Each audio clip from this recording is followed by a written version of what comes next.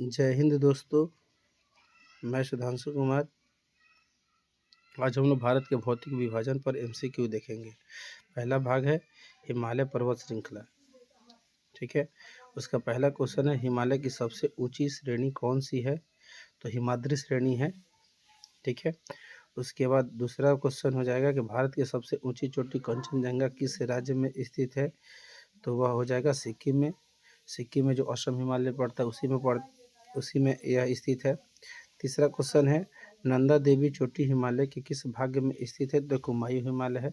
कुमायूं हिमालय, जहाँ तक ये भी जानकारी आपको होनी चाहिए कि कुमायूं हिमालय सतलज से काली नदी के बीच में स्थित है। ठीक है, कुमायूं हिमालय के बाद नेपाल हिमालय पड़ता है जो काली नदी से तीस्ता नदी, उसके बाद असम हिमालय और ऊपर पंजाब हिमालय।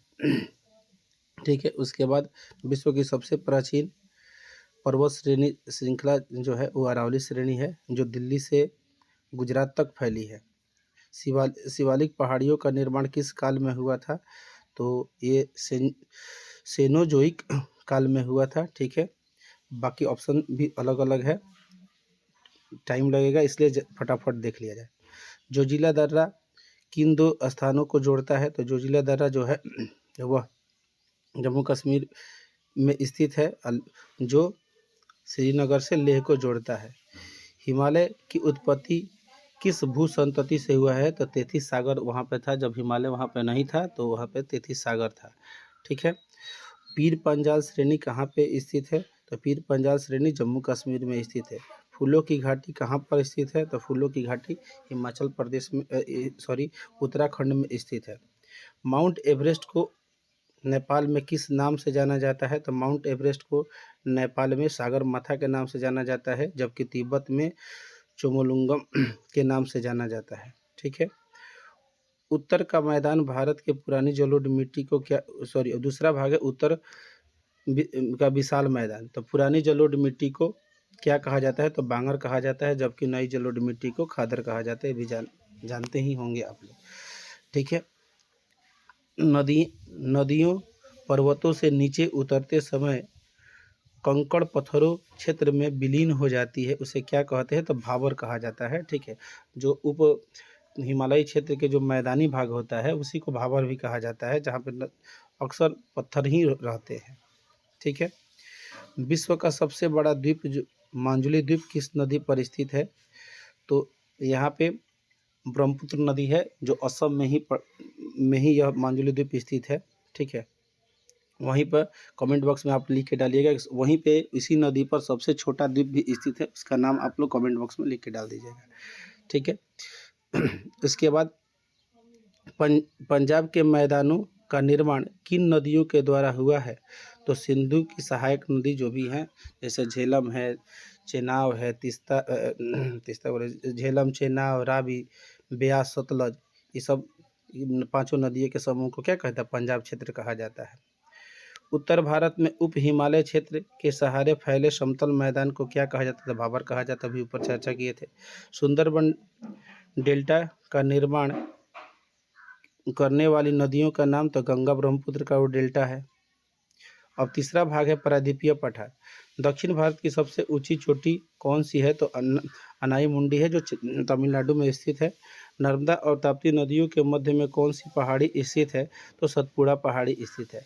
नीलगिरी पहाड़ियों की सबसे ऊंची चोटी कौन सी है? तो डोडा बेटा है। ठीक है, गुरु शिखर अरावली का हो जाता है। धूपगढ़ चोटी किन श्रेणी में स्थित है? तो सतपुड़ा की श्रेणी में स्थित है। पश्चिम घाट को और किस नाम से जाना जाता है? तो सहाद्री के नाम से जाना जाता है। भारत का अरुण छोटा नागपुर पठार को कहा जाता है, तो आसान है। अरावली श्रेणी की सबसे ऊंची चोटी कौन सी है? तो गुरु शिखर, ऊपर चर्चा किए थे। दक्कन के पठार में किस प्रकार की मिट्टी पाई जाती है? तो काली मिट्टी पाई जाती है। ठीक है, कार्डमम या इलायची पहाड़ी कहाँ पे स्थित है? तो केरल और तमिलनाडु में स्थित है। गोरा खासी जयंतिया ये मेघालय के जनजाति भी है, और वहाँ पे बोला है, यहाँ पे क्वेश्चन है कि गोरा खासी जयंतिया पहाड़ी किस पठार का हिस्सा है? तो प्रायद्वीपीय पठार या मेघालय का पठार भी कहा जाता है। इसका चौथा भाग है तटीय मैदान और द्वीप के समूह। ठीक है, तो पूर्वी तटीय मैदान का दक्षिण भाग को क्या कहा जाता है? तो कोरोमंडल कहा जाता है। आप मंडल का एक वीडियो बना के हम डालेंगे भी। पश्चिमी तटीय मैदान का उत्तरी भाग को क्या कहा जाता है? तो कोकर्ण क्षेत्र कहा जाता है। अंडमान निकोबार द्वीप समूह को कौन सा चैनल अलग करता है अंडमान को निकोबार से? तो 10 डिग्री चैनल अलग करता है। अगला सवाल है, लक्षद्वीप समूह कहाँ स्थित है? तो अरब सागर में, जबकि अंडमान निकोबार ये सब द्वीप समूह हिंद महासागर में स्थित है। ठीक है। इसके बाद सवाल आ जाएगा कि भारत के एकमात्र सक्रिय ज्वालामुखी बैरन द्वीप है। भारत और श्रीलंका के बीच में कौन सा द्वीप स्थित है? तो राम सरोवर या पम्बन द्वीप भी उसे कहा जाता है, स्थित है, जो म्यांमार के खाड़ी में स्थित है। लक्षद्वीप में कुल कितने द्वीप हैं? तो 36 द्वीप हैं।